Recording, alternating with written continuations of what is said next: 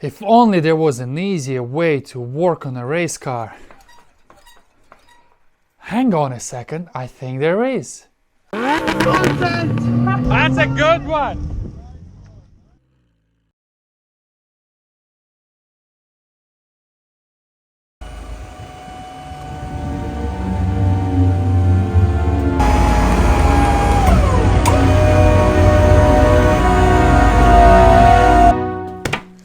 Yes! This is a 2-post lift. This is gonna be amazing. So if you're tired of using jack stands and normal lift jacks to work on your race car, this is the solution. This is a 2-post lift from Equipment for Garages. Yes, I filmed this lift in particular before. Well, not this one, this is brand new. We filmed another one. Here's the link to the video right there. It's fantastic. This is a Compact Pro from Equipment for Garages. So you're probably asking, what is Compact Pro? Well, Compact Pro, if you haven't seen that video, highly suggest you do, is basically this tall. I know, and for the garage of my size, it's absolutely perfect because obviously you cannot fit a full-size lift, but this is a full-size lift. The only difference is that the main posts are shorter, but it can still go up to 2.2 meters in height.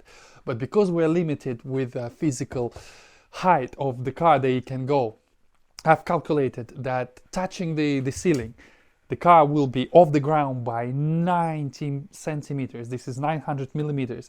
It's almost a meter, which is more than enough to work under the car. Obviously not in the full length, but admittedly, I am tall, right? And hardly ever I am able to work under a car on the lift full height because it's 2 meters. So I'm always sort of crunched up like this anyways. So I have a solution for making it easier to work underneath, but everything else is going to be suspension, taking tires off is going to be absolutely fantastic. And we have plenty of room in this garage to do so. So the plan is one of the posts is going to go into here, really close as possible. We might even have to chop a little bit of this board, so it has to be as far to the wall as possible. And then we're gonna angle it ever so slightly, so it's not going to be dead at 90 degrees, it's going to be maybe 15 degrees, because this is how the car usually comes in here. For various reasons, mainly so you can open the door and you can actually still work on the other side, but it was always slightly at the angle, if you've noticed. So the other post is going to be pretty much somewhere here, if you can see. Yes, something like that. And the beauty about this thing is it comes with anchors like this, and those are nut anchors in effect. So basically this goes in and then you have a really long M20 bolt. So the lift is removable. Yes, it has wheels and everything. So that post in that corner is going to live there pretty much permanently. This post in the center is going to be removable. So if I don't need it to do its job of lifting a car, for example, if I need space for, let's say, move it out and do something else in here, I can always unbolt it, 5 bolts, and then on wheels, just wheel it out of the way, put it to the side, together with the control unit. Everything is on wheels, makes it super easy, and that way we're solving all the problems at the same time.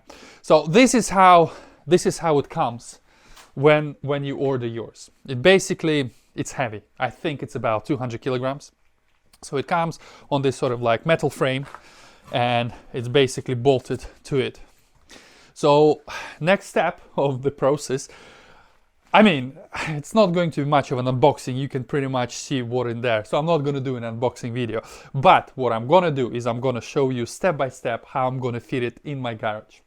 So we're going to open this up, take all the components that we need to take, whatever is not bolted, to make it lighter, and then take first post down.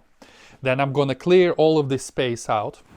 And then we're going to try and put the first post in place roughly and see where we're at.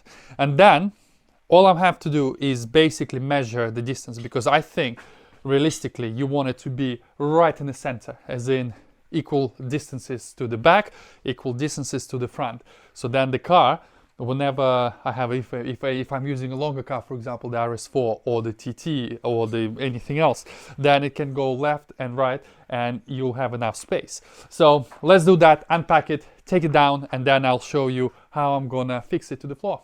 Also extremely happy to announce that for 2024 season and beyond, Equipment for Garages are gonna support my build, my Clio and my racing career.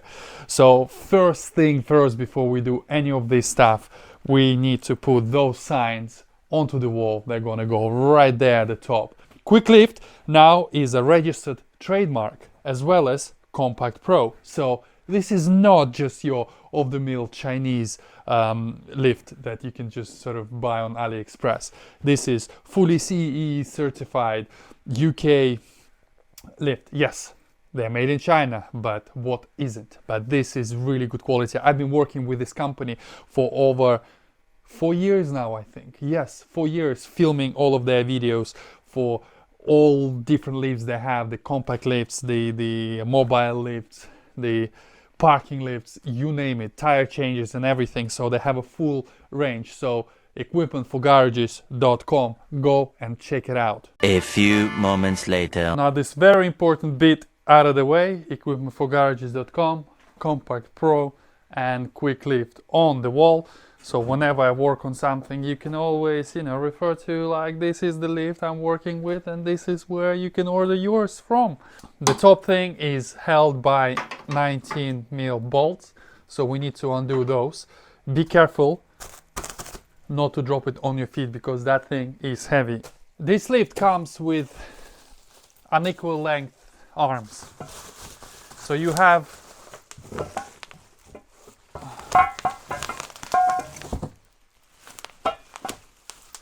one long and one short. When lifting fitting the lift, you need to make sure that the short ones usually go for the front of the vehicle and the long ones go for the rear of the vehicle. But of course, on this lift, they can go either way. So inside the packaging, what we have wheels that you attach to your base, so the thing can be moved around. Then of course you get adjustable screwable pads. These are very nice feature, and in all honesty I'm not sure whether all lifts will come with those, but this lift in particular always come with adjustable pads so you can adjust the height. Very important.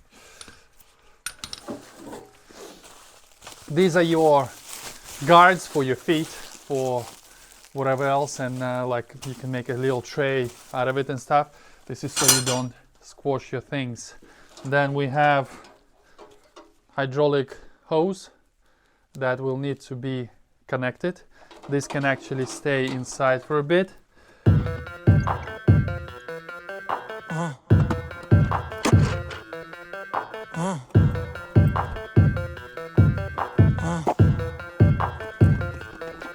Yes, they are very heavy. As you can see, I've used a jack and a little trolley just to help it. I reckon each one has got to be at least 100 kilos. I mean, maybe more. Anyways, this is your lift. In all honesty, it looked smaller in the workshop where we've been filming it. But of course, it has to be sort of beefy in order to obviously lift the car. The capacity of this lift is 3 tons. So I need to figure out, I need to unpack the second one, lift it up, because one of them is the master one that has dual connection for the control box and has another outlet that goes to the secondary one. So the secondary one needs to go in there, so it only has one connection. The master will always stay in here. I am not sure which one's which. It's not very apparent. I have a feeling that this one is a secondary that needs to go into there. So this one needs to be unpacked and this one goes into here. To make this easier to move around, let's put those wheels.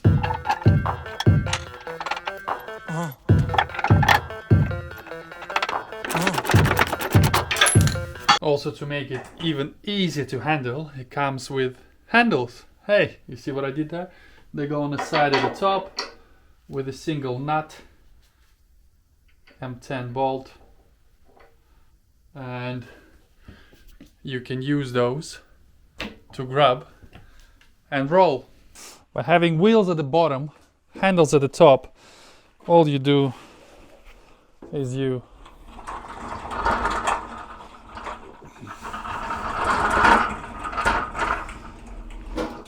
lean and roll. So the position is roughly this is what it's going to be like.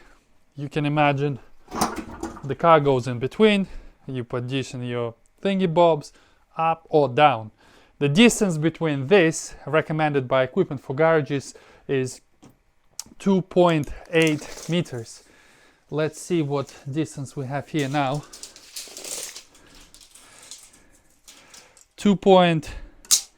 So theoretically this should be enough, because we know that the Clio is not as wide, and anything else I might even put here is not going to be as wide. But also I have to bear in mind that this is the entrance, so whenever the car comes in, it comes in at slightly at an angle, so we have this much space on the side, and then we'll have a little bit more space. So theoretically I can actually move this a little bit further back.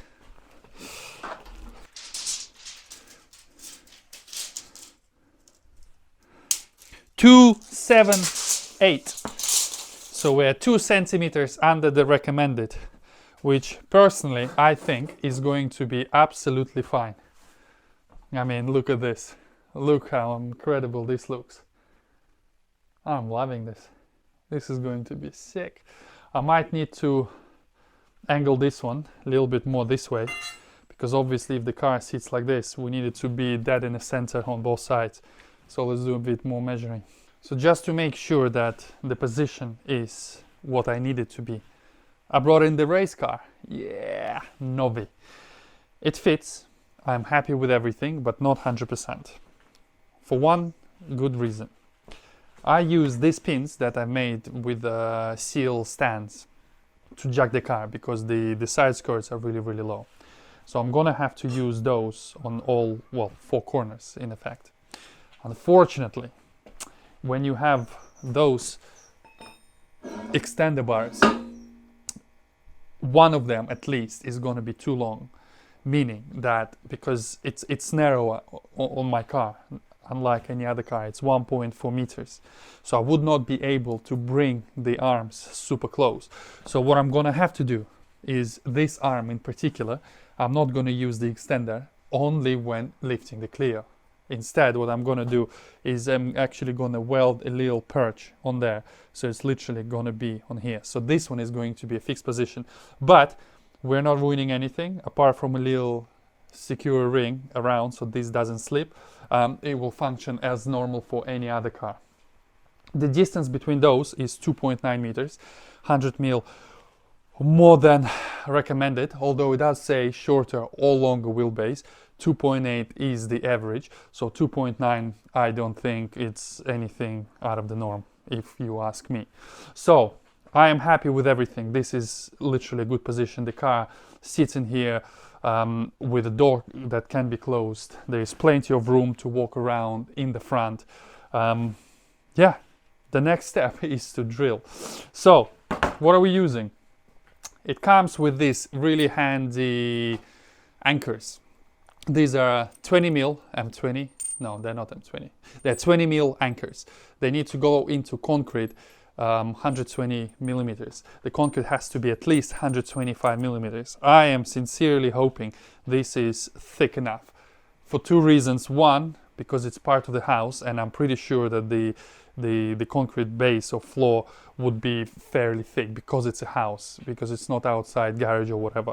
But also I made a little pilot hole in there, and it goes down to at least 90 before you even go topping out. So I'm fairly sure this is good concrete, and it's nice and solid. Yeah, look at that, proper drill bit. I even had to buy one of those drills, Titan hammer drill. £69. I went to HSS hire to hire one. It would have cost me £40 to hire for 1 day, but they were closed yesterday, which was Saturday. So their loss for 69 from Screwfix Titan. Not sponsored or anything, but pretty sick drill. I'm sure I'll find some uses with it. All right, let's drill some holes. Fix this one first into the concrete, and then we can fix this one, and then I'll show you how to connect everything else, bleed the system, and how to adjust the height.